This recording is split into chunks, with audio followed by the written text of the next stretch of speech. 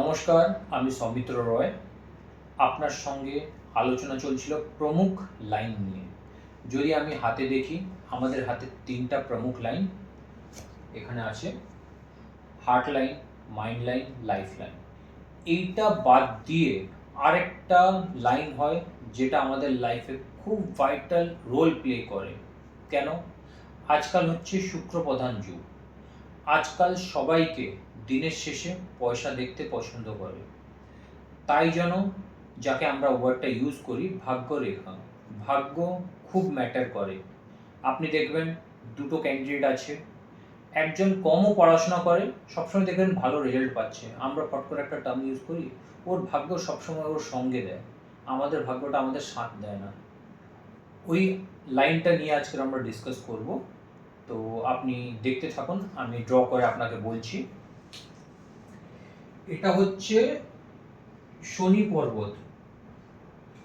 একটা জিনিস আপনাদেরকে মাথায় রাখতে হবে, যে কোনো লাইন যেটা আপনার ভাগ্য রেখা হবে ওটা যেন শনি পর্বতে এসে শেষ হয়। যে কোনো জায়গা থেকে ওটা আরম্ভ হতে পারে। ফর এক্সাম্পল, জীবন রেখা থেকে আরম্ভ হলো, এরকম গিয়ে এখানে গেল। আপনার চন্দ্র পর্বত থেকে আরম্ভ হলো, শনি পর্বতে গেল। মঙ্গল পর্বত থেকে আরম্ভ হলো, শনি পর্বতে গেল।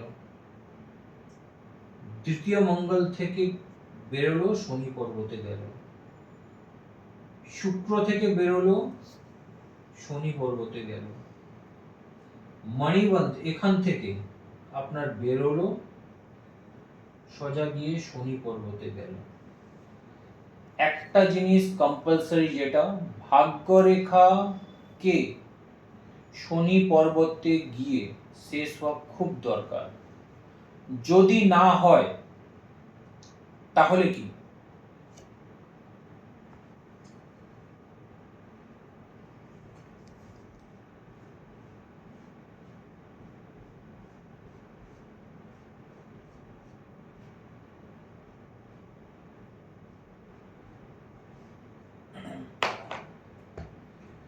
যেমন আপনাকে বললাম, এটা হচ্ছে আমাদের শনি পর্বত, এটা হচ্ছে হৃদয় রেখা। কোন লাইন যদি এরকম করে চললো, এসে জাস্ট হৃদয় রেখাতে আটকে গেল, আগে পর্যন্ত গেল না, এটা আপনার ভাগ্য রেখা হবে না। এটা হচ্ছে আপনার কর্মরেখা। আপনি কর্ম করছেন, ওখান থেকে আপনি ধন অর্জন করছেন, আপনার সংসার চলছে। তো আজকে যে কোনো ভাগ্য রেখাকে শনি পর্বতে গিয়ে শেষ করতে হবে। এটা ছিল আমাদের আজকের টপিক, ভাগ্য রেখা নিয়ে। নমস্কার।